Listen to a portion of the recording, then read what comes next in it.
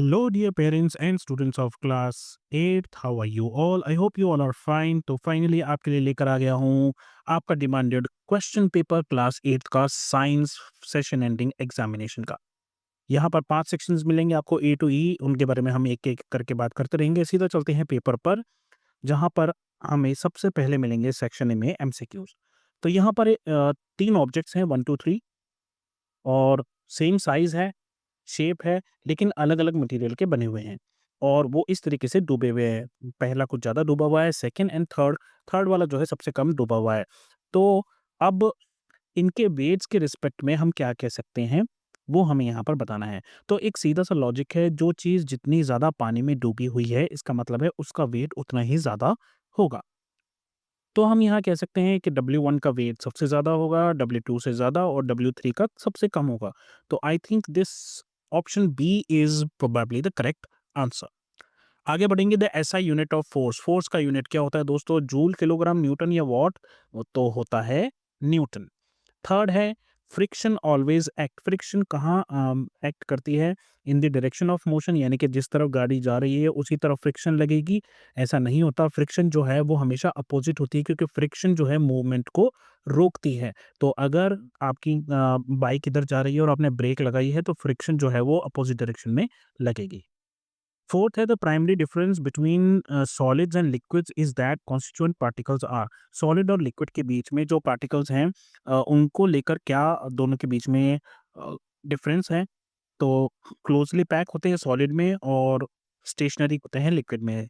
Far apart in solids have fixed position in liquids, always moving in solid have fixed position in liquid, closely packed in solids and move past each other in liquids. तो यही fourth वाला जो है ये सही है, क्योंकि solids में क्लोजली पैक्ड होते हैं और लिक्विड फैलता इसीलिए है क्योंकि वो जो पार्टिकल्स हैं उसके वो एक दूसरे के ऊपर से मूव कर सकते हैं उनके। फिफ्थ है, which of the following statement is false. तो 3 सही है, 1 गलत है। Melting ice into water is an example of transformation from solid into liquid. और melting process involves decrease in interparticle attraction during the transformation. Solids have fixed shape and fixed volume. On heating, we are adding energy to camphor and the energy is released as smell. तो आपको पता होगा camphor जो होता है वो directly solid से gas में कन्वर्ट होता है और इस प्रोसेस को हम बोलते हैं सब्लिमेशन। तो एनर्जी जो है वो एब्जॉर्ब होती है, रिलीज नहीं होती। तो यहाँ पर fourth is actually wrong statement. Sixth is, you pour oil into a glass containing some water. The oil floats on top. What does this tell you? पानी के ग्लास में हमने तेल डाला, तेल जो है ऊपर तैर रहा है। तो इसका क्या मतलब हुआ? इसका मतलब ये देखो, जो चीज़ ऊपर तैर रही है वो कम डेंस है और जो चीज़ नीचे है वो ज़्यादा डेंस है। वैसे भी जो भारी चीज़ होती है वो नीचे रहेगी और हल्की चीज़ ऊपर की तरफ रहती है। तो इसका मतलब यही हुआ कि वाटर जो है वो ज़्यादा डेंस हो गया ऑयल से। तो second is correct option. Seventh है, which of the following is the most appropriate statement and why are other statements not appropriate. तो हम यहाँ पर सिर्फ ये बताएंगे कि कौन सा अप्रोप्रिएट स्टेटमेंट है, क्योंकि ये एक ही मार्क का है। A saturated solution can dissolve more solute at given temperature. An unsaturated solution has dissolved the maximum amount of solute possible at given temperature. No more solute can be dissolved into standard solution at that temperature, or a saturated solution forms only at higher temperatures. अब इसमें जो most appropriate sentence है वो है third वाला। क्यों? क्योंकि एक वक्त होता है, एक टाइम आता है जिसके बाद आप उसमें और सोल्यूट नहीं डाल सकते हो उस पर्टिकुलर टेम्परेचर पे। कैसे? जैसे सपोज कीजिए आपने ग्लास लिया और उस ग्लास के अंदर आप जो है पानी पानी डालने के बाद उसमें आप डाल रहे हैं सॉल्ट, ठीक है? तो सॉल्ट घुलता रहेगा, घुलता रहेगा, घुलता रहेगा जब तक आप डालते रहेंगे। लेकिन एक पॉइंट ऐसा आएगा जब सॉल्यूट जो है, आपका सॉल्ट जो है वो घुलना बंद कर देगा उस टेम्परेचर पे। तो अ, अगर आपको फिर भी उसको सॉल्यूट को घोलना पड़ेगा तो आपको उस सॉल्यूशन को उबालना पड़ेगा या गर्म करना पड़ेगा। मतलब उस टेम्परेचर पर और ज़्यादा सॉल्यूट डिसॉल्व नहीं हो पाएगा। 8th की बात करते हैं। A light ray is incident on a mirror glass and reflected by it, जैसा कि फिगर में यहाँ पर दिखा रखा है। The angle made by the incident ray with the normal is 40 degree. यानी कि एंगल ऑफ इंसिडेंस जो है 40 है, तो हमें एंगल ऑफ रिफ्लेक्टेड रे का बताना है। एंगल ऑफ रिफ्लेक्शन बताया, बहुत ईज़ी है, हमें पता है लॉज़ ऑफ रिफ्लेक्शन कहता है angle of incidence is equals to angle of reflection. तो अगर ये 40 डिग्री है तो आपका रिफ्लेक्शन वाला एंगल भी 40 डिग्री होगा। The phases of the moon occur due to, किसकी वजह से जो है फेजेस होते हैं मून के। तो हमें पता है कि मून जो है वो अर्थ के चारों तरफ चक्कर लगाता है, तो ये जो है revolution of the moon around the earth is the correct option। 10th है, which of the following are biotic components of habitat। Biotic कौन से होते हैं? लिविंग लिविंग थिंग्स जो कंपोनेंट होते हैं उनको बायोटिक बोलते हैं। तो यहाँ पर air, water, soil, temperature, sunlight, rainfall, ये सब नॉन लिविंग है, अबायोटिक हैं। तो बायोटिक कौन सा हो गया? Plants, animals and microbes. 11th is which of the following is a terrestrial ecosystem. Terrestrial का मतलब हो गया उसमें जो वाटर बॉडीज हैं वो इंक्लूड नहीं होनी चाहिए। तो पॉन्ड, ओशियन और लेक तीनों में ही वाटर बॉडी इंक्लूड है, तो forest should be the correct answer.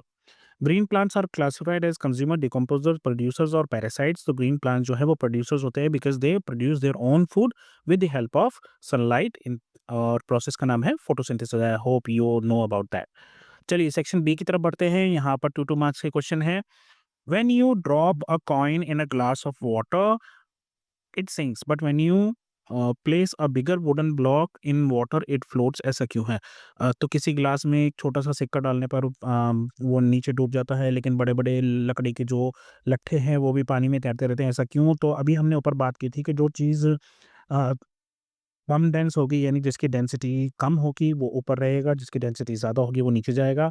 तो कॉइन की डेंसिटी ज़्यादा होती है पानी से, तो वो डूब जाता है, और वुडन जो है उसकी डेंसिटी पानी से कम होती है, इसलिए वो तैरती है। तो इसको लिखेंगे कैसे? अ coin sinks because it is denser than water। The wooden block floats because wood is less dense than water। Objects less dense than water float and those denser sinks। आगे बढ़ते हैं। 14th क्वेश्चन है, how a storm becomes a cyclone. A storm becomes a cyclone when warm ocean water gives energy to the storm। The warm air rises and creating a low pressure, more air rush in and starts rotating due to Earth's rotation। तो अर्थ के rotation की वजह से फिर वो हवाएं जो है वो घूमने लग जाती हैं, and this rotation and energy makes it a cyclone। 15th है, would write the names of any two compounds made only from non-metals and also mention its uses। uh, two uses of each of them. तो 2 आपको यहाँ पर बताने हैं non metal से बने compounds और उनके इस्तेमाल। तो पहले तो हम ले लेते हैं कार्बन और ऑक्सीजन से बना हुआ कार्बन डाइऑक्साइड। ये किस काम में आता है? फायर एक्सटिंग्विशर के और सॉफ्ट ड्रिंक ड्रिंक बनाने के काम भी आता है। तो ये जो आपको कोल्ड ड्रिंक पीने के बाद डकारें आती हैं ना, आपको लगता हो पेट साफ हो गया, एक्चुअल में वो कार्बन डाइऑक्साइड गैस है जो आपके शरीर से बाहर निकलना चाहती है। नेक्स्ट है, हमने हाइड्रोजन और ऑक्सीजन को लेकर वाटर बनाया, और इनके इनके काम तो बहुत सारे हैं, ड्रिंकिंग, वॉशिंग, इरिगेशन, बस आप बोलते जाओ। उसके बाद 16 क्वेश्चन है, why doesn't the unpeeled orange float while the peeled one sinks, explain. वो जब तक ऑरेंज छिला हुआ नहीं होता उसके अंदर एयर ट्रैप होती है, जिसकी वजह से उसकी डेंसिटी कम हो जाती है, लेकिन जब हम उसके छिलके उतार देते हैं, एयर रिमूव हो जाती है, तो उसकी डेंसिटी ज़्यादा हो जाती है और वो डूब जाता है। नेक्स्ट है, आपको मैच करना है कॉलम 1 को कॉलम 2 से। Concave mirror, convex mirror, lens है कन्वेक्स, और कनकेव लेंस भी है ये, कन कन कन कन कन ओके, कनकेव लेंस भी है। तो यहाँ पर जो है spherical mirror with reflecting surface that curves inward. तो अगर हम कनकेव मिरर बोले तो ये इस तरीके से दिखाई देगा, ठीक है? तो ये हो गया। और convex mirror, it forms an image which is always erect and diminished in size. ये कन्वेक्स मिरर हो गया, क्योंकि इसका काम क्या होता है? ये हमेशा जो है ऑब्जेक्ट छोटी बनाता है, राइट? कॉन्वेक्स लेंस जो है, इसमें आपको ऑब्जेक्ट जो है वो काफ़ी पीछे बनती हुई दिखाई देगी, और कॉन्वेक्स लेंस जो है वो रियल और इन्वर्टेड इमेजेस बनाता है, जैसे कि आपका कैमरा हो गया या प्रोजेक्टर हो गया। ये आई ग्लासेस में भी यूज़ होता है, मैग्नीफाइंग ग्लास की तरह भी इस्तेमाल होता है, कैमरास, प्रोजेक्टर्स में इस्तेमाल होता है, माइक्रोस्कोप में इस्तेमाल होता है। और जहाँ तक बात है कॉनकेव लेंस की, कॉनकेव लेंस जो होता है वो बीच में से पतला होता है और एजेस पे से वो मोटा होता है। ये हमेशा वर्चुअल और इरेक्ट डिमिनिश्ड छोटी इमेजेस बनाता है, और ये भी आई ग्लासेस में इस्तेमाल होता है, फ्लैशलाइट्स में इस्तेमाल होता है, कैमरा और प्रोजेक्टर में भी ये इस्तेमाल होता है फोकस एडजस्ट करने के लिए। चलिए आगे बढ़ते हैं। इसका इसका आंसर आ जाएगा फोर्थ का डी, तो ये सीधे-सीधे मिल रही। उसके बाद 18th क्वेश्चन है कि इस फूड चेन को देखिए, ग्रास को खा रहा है ग्रास हॉपर को खा रहा है फ्रॉग, और फ्रॉग को खा रहा है snake. If frog disappear from this ecosystem, what will happen to the population of grasshopper and snakes and why? Okay, तो अगर जो है यहाँ पर फ्रॉग गायब हो गया तो ग्रास हॉपर की पॉपुलेशन बहुत ज़्यादा बढ़ जाएगी, क्योंकि इनको खाने वाला जो है वो अब इस फूड चेन में नहीं है। इसके अलावा स्नेक जो है उनको अपना खाना नहीं मिलेगा, क्योंकि फ्रॉग गायब है। तो इससे जो है पूरी तरीके से जो फूड चेन बनी हुई है उसका बैलेंस खराब हो जाए। So if frog disappear, grasshopper will increase because no one eats them, and snakes will decrease because frogs are their food. This disturbs the food chain balance. Section C 3 marks का है। Draw a picture representing the particles present in the following. Aluminium foil जो कि एक solid है, glycerine जो कि liquid है, और मीथेन गैस। तो बेसिकली आपको सॉलिड, लिक्विड और गैस का पार्टिकल रिप्रेजेंटेशन यहाँ पर प्रेजेंट करना है। तो मैंने यहाँ पे 2 तरीके से कर रखा है, एक तो सॉलिड, लिक्विड, गैस। आप यहाँ पर सॉलिड की जगह एल्यूमीनियम फॉइल लिख लेना, ग्लिसरीन लिक्विड आ जाएगा, और या तो आप इस तरीके से शो कर दीजिए, वरना आप इस तरह से भी शो कर सकते हैं। यहाँ पर आपको दिखेगा ये क्लोज़ली पैक्ड है सॉलिड में, थोड़ा बहुत यहाँ पर लिक्विड में आपको गैप्स दिखाई देंगे, और गैस में जो है ये पार्टिकल्स आपको काफ़ी दूर-दूर और मोशन में दिखाई देंगे। 20th क्वेश्चन है, a block of iron has a mass of 600 ग्राम। तो हमें मास दे रखा है, डेंसिटी भी दे रखी है 7.9 ग्राम पर सेंटीमीटर क्यूब। वॉल्यूम निकालना है, तो वॉल्यूम क्या होगा हमारा? वॉल्यूम होगा हमारा मास अपॉन डेंसिटी। तो आपको मास भी गिवन है, डेंसिटी भी गिवन है, बस आपको इनको डिवाइड करना है बेसिक। ये मैंने आपको यहाँ पर करके दिखाया है। डेंसिटी मास आ गया, volume is equals to mass upon density, यानी कि 600 को आप 7.9 से डिवाइड करोगे तो अप्रॉक्सीमेट आपको जो आंसर आएगा वो आएगा 76 सेंटीमीटर क्यूब। इसी के साथ और में आपको एक क्वेश्चन मिला है, an object has mass of 400 gram and volume of 40 centimetre cube, what is its density? तो यहाँ पर हमें डेंसिटी निकालनी है, तो डेंसिटी निकालने के लिए हमें क्या करना है? Density is equals to mass upon volume. तो हम मास अपॉन वॉल्यूम, तो मास हमें दे रखा है 400 ग्राम और उसको डिवाइड कर देंगे वॉल्यूम से। तो 400 अपॉन 40 इज इक्वल्स टू, ये 0 से 0 कैंसिल हो जाएगा, तो ये 10 ग्राम पर सेंटीमीटर क्यूब आना चाहिए, कुछ इस तरह से। चलिए हम आगे बढ़ेंगे। 21st क्वेश्चन है, a pencil is placed behind a transparent glass tumbler filled half way with water. How does the pencil appear when viewed through water? Name the phenomena responsible for this appearance. Explain briefly why the pencil appears bent. तो आपको समझाने के लिए यहाँ पर एक diagram मैंने यहाँ पोस्ट की है। वैसे एक्चुअली ये पेंसिल जो है ग्लास टम्बलर के पीछे है, बट आपको सिर्फ समझाने के लिए मैं यहाँ बता रहा हूँ। ये देखिए, यहाँ पर आपको जो ये पेंसिल है मुड़ी हुई दिखाई दे रही है। इसका कारण इन्होंने हमसे पूछा है। तो पहला तो ये है, how does the pencil appear? The pencil appears bent in water. तो क्या फिनोमेना है? This phenomena is actually refraction of light. एक होती है रिफ्लेक्शन, जब सरफेस आपका इस तरीके से बना और लाइट आ रही है, टकरा के वापस जा रही है, दैट इज रिफ्लेक्शन। और रिफ्रैक्शन कब होता है? जब लाइट आती है, बेंड होती है और सामने से निकल जाती है। तो this is refraction, this is reflection. तो यहाँ पर जो है रिफ्रैक्शन हो रहा है। Explain briefly why pencil appears bend. Light changes direction when it passes from water to air. होता क्या है कि यहाँ से लेकर यहाँ तक मीडियम जो है वो हवा है, एयर है, तो वो सीधा सीधा जा रहा है। जैसे ही मीडियम बदलेगा, मीडियम बदलते ही लाइट जो है वो बेंड हो जाती है, और फिर वो आपको बेंड हुआ हुआ दिखाई देता है। नेक्स्ट है 22nd, on which periodic phenomena are the following measures of time based. Day किस वजह से होता है? ये होता है रोटेशन ऑफ अर्थ। अर्थ जब है सॉरी यस, तो अर्थ जब रोटेट करती है तो उससे दिन और रात बनते हैं। मंथ कैसे बनते हैं? मंथ बनते हैं जब मून जो है वो हमारी अर्थ के चारों तरफ चक्कर लगाता है ना, अप्रोक्सीमेटली 28-29 डेज में, उससे मंथ बनता है। और ईयर बनता है जब अर्थ रोटेट करती है सन के चारों। तो you can write answers like this, day is rotation of earth on its own axis, और month revolution of moon and around earth, और year आ गया revolution of earth around sun। 23rd question है, why is it not possible to have an ecosystem with only producers and no consumers or decomposers? अगर consumers नहीं होंगे तो जो producer ने बनाया है उसको खाएगा कौन, और एनर्जी का ट्रांसफर कैसे होगा? डिकम्पोजर क्या करते हैं? डेड प्लांट्स और एनिमल्स को डिकम्पोज करके न्यूट्रिएंट देते हैं सॉइल को, और उनके बिना वेस्ट जो है इकट्ठा हो जाएगा और न्यूट्रिएंट्स जो हैं वो रिसाइकल नहीं हो पाएंगे। तो अगर इकोसिस्टम को चलना है तो उसको प्रोड्यूसर और कंज्यूमर डिकम्पोजर सब चाहिए। 24th is in a village the temperature has been increasing and rainfall has become unpredictable over the past few years.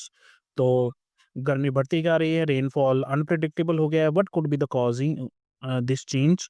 Suggest two ways the village could adopt the to these new condition. तो village को क्या करना चाहिए? तो this change may be due to climate change caused by pollution या deforestation की वजह से ये क्लाइमेट चेंज हो सकता है। अडेप्टेशन क्या कर सकते हैं? रेन वाटर हार्वेस्टिंग करो, अगर बारिश अनप्रिडिक्टेबल है तो पानी को जमा करके रखो, और plant more trees and grow drought resistant crop. ऐसी क्रॉप्स जिन पे ड्रॉट का असर कम पड़ता है, ऐसी क्रॉप्स उगाई जानी चाहिए, जो कि खास तौर पर राजस्थान और मध्य प्रदेश के कुछ हिस्सों में उगाई जाती है, जहाँ पर पानी की कमी से भी कुछ फसलें उगाई जा सकती हैं।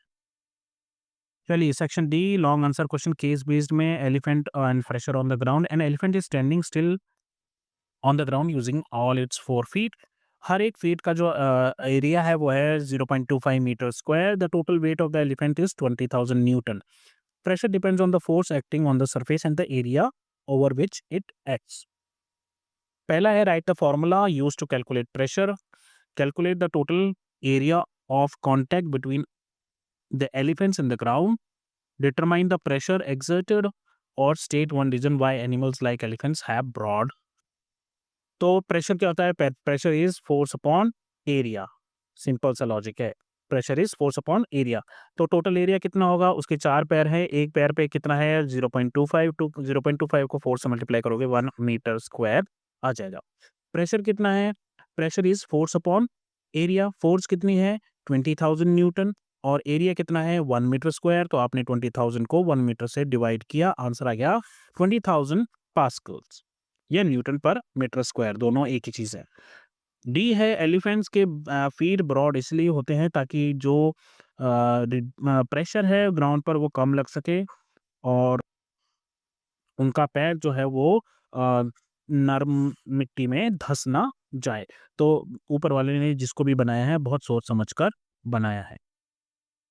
इसी के साथ और में है pressure exerted by boats on water. 2 boats हैं ए एंड बी जो फ्लोट कर रही हैं। Boat A has base area दे रखा है और कैरी कर रखा है 5 लोगों को। बोट बी जो है उसका बेस एरिया है 3.5 मीटर स्क्वायर, और उसने 3 लोगों को कर रखा है। अगर हर इंसान का वेट जो है 700 न्यूटन है तो pressure exerted bye a body depends on its weight, ये हमें पता है।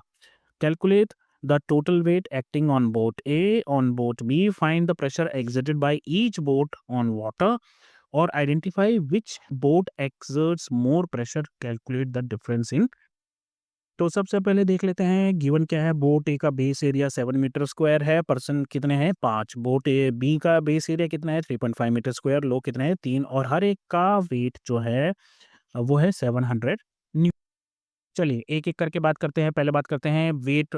बोट ए पर टोटल वेट कितना आ गया? 5 लोग हैं, 700 न्यूटन के हिसाब से 3500 न्यूटन उस पे टोटल वेट हो गया। इसी तरीके से टोटल वेट बोट बी पे कितना हो जाएगा? वहाँ 3 लोग हैं, 700 से मल्टीप्लाई करेंगे 2100 न्यूटन आ गया। तीसरा है question pressure exerted by each boat. तो पहले हम बोट ए का निकाल लेते हैं। प्रेशर कैसे निकलता है? प्रेशर निकलता है फोर्स अपॉन एरिया। फोर्स कितनी है? 3500 डिवाइडेड बाय 7 मीटर स्क्वायर उसने हमें दे रखा था। तो यहाँ पर हमने निकाल लिया 3500 को 7 से डिवाइड किया, ये आ गया 500 न्यूटन पर मीटर स्क्वायर या पास्कल, जो भी आप बोले। बोट बी का प्रेशर कितना होगा? 2100। टोटल हमने निकाल लिया वेट, उसको हमने 3.5 से डिवाइड कर दिया, ये आ गया 600 न्यूटन पर मीटर स्क्वायर। तो किस बोट का प्रेशर ज़्यादा है? बोट बी का प्रेशर जो है वो ज़्यादा है। कितना ज़्यादा है? यहाँ पर ये ए का 500 है और बी का 600 है। तो 100 न्यूटन पर मीटर स्क्वायर जो है बोट बी ज़्यादा प्रेशर लगा रही है as compare to boat A. 26th question है Riya observe the moon every night for a month and notices that it shapes keeps changing. Her teacher shows the class pictures of the moon labelled A B C D E and F, जैसे कि आपको picture में अभी दिखाई दे रहा है। Each picture represents a different phase of the moon occurring at different times during the lunar month. By carefully observing the illuminated and dark portion of the moon, students can identify these phases. जैसे कि आपको अभी भी दिख रहा है, यहाँ पर आपको पता है कि सूरज अगर सॉरी चाँद अगर नहीं चमक रहा है तो दिस इज़ अमावस्या, है ना? और ये जो है दिस इज़ एक्चुअली पूर्णिमा। चलिए आगे बढ़ते हैं, क्वेश्चन क्या है हमारे पास? क्वेश्चन है based on the above case study answer the following question, which picture shows the day of new moon? We write the correct panel letter. तो न्यू मून का मतलब अमावस्या ही एक तरीके से, तो वो आपका आ जाएगा बी। नेक्स्ट है identify the picture that represent full moon. Full moon किससे दिखाई दे रहा है? हमें फुल मून दिखाई दे रहा है डी पर। Which panel shows waxing crescent phase? तो वैक्सिंग क्रेसेंट फेज वो होता है जब अमावस्या के बाद छोटा सा चांद जो हमें दिखाई देता है, यानी एकम या दूज का जो चांद होता है उसको हम बोलते हैं वैक्सिंग क्रेसेंट फेज। तो अनफॉर्चुनेटली इन सभी पिक्चर्स में से कोई भी वैक्सिंग क्रेसेंट फेज मुझे तो नहीं दिख रहा। अगर आपको दिख रहा हो तो कमेंट में जरूर बताना। डी है which panel shows waning gibbous phase? तो वैनिंग गिब्बस क्या होता है? जब आधा चाँद हमें दिखने लग जाए, उसके बाद जब चाँद और बढ़ता है और दिखने लग जाता है, that is called waning gibbous phase. तो यहाँ मुझे लगता है ये जो ए है, ये हमें वैनिंग गिब्बस फेज़ दिखा रहा है। तो बाकी 3 के आंसर्स मिल गए, सी का मुझे नहीं मिला। अगर आपको मिल रहा हो तो ज़रूर बताइए। पढ़ते हैं सेक्शन ई, लास्ट सेक्शन है ये हमारा लॉन्ग आंसर। यहाँ पर 5-5 मार्क के 2 क्वेश्चन मिलेंगे आपको और इसमें भी आपको ए और बी पार्ट मिला है यहाँ पे। Classify the following as elements, compound और mixture: carbon dioxide, sand, sea, water, magnesium oxide और एल्यूमिनियम गोल्ड। तो इनमें से कौन सा एलिमेंट है, कौन सा कंपाउंड है और कौन सा मिक्सचर है, ये आपको क्लासिफाई करना। तो ये रहे, कार्बन डाइऑक्साइड कंपाउंड है, सैंड जो है वो मिक्सचर है, सी वाटर भी मिक्सचर है, मैग्नीशियम ऑक्साइड एक कंपाउंड है, एल्यूमिनियम और गोल्ड जो है वो एलिमेंट है। Next, what new substance is formed when a mixture of iron filling and sulfur powder is heated, and how is it different from the original mixture? Also write the word equation for the reaction. तो जब हम iron filings और sulphur को heat करते हैं तो iron sulphide बनता है और ये अलग होता है क्योंकि it can not be separated by magnet और इट हैज़ न्यू प्रॉपर्टीज। तो ये ओरिजिनल मिक्सचर से इस तरह से डिफरेंट है। वर्ड इक्वेशन क्या होगी? Iron plus sulphur gives us iron sulphide. 28th question है, if there were no atmosphere on earth would it affect life, temperature and water on the planet, explain. और इसी का सेकंड पार्ट है, a city has recently cut down a large patch of forest to build new roads and buildings, discuss the possible effects this could have on the local climate and biodiversity. How might this affect water availability or quality in the area? Without atmosphere there is no air to breathe. दिन बहुत गर्म होंगे, रातें बहुत सर्द होंगी, water cycle नहीं होगा और लाइफ जो है पॉसिबल ही नहीं होगी। अगर हमने फॉरेस्ट को काट के और रोड और बिल्डिंग बनाए हैं तो वहाँ पर टेम्परेचर बढ़ेगा, बारिश घटेगी, एनिमल्स और प्लांट्स धीरे धीरे खत्म होने लग जाएंगे, वाटर ग्राउंड वाटर जो है वो कम होता जाएगा, सॉइल इरोजन ज़्यादा हो जाएगी और फॉरेस्ट जो है क्लाइमेट कंट्रोल और पानी को बचाकर रखने में हेल्प करते हैं। तो अगर फॉरेस्ट काट देंगे तो ये सब नहीं बचे। इसी के साथ और में आपका एक क्वेश्चन है, आइए उसको भी देखते हैं। Discuss 5 examples of vegetative propagation. आइए बात करते हैं। सबसे पहले पोटैटो है, ये एक ट्यूबर है। Potato reproduce through an underground stem जिसको ट्यूबर कहा जाता है। The small eyes on the potatoes are buds होती हैं उसकी। और when potato with an eye is planted in the soil each eye can grow into new plant. दूसरा है जिंजर, ये राइजोम है। Ginger grows from modified underground stem called rhizome.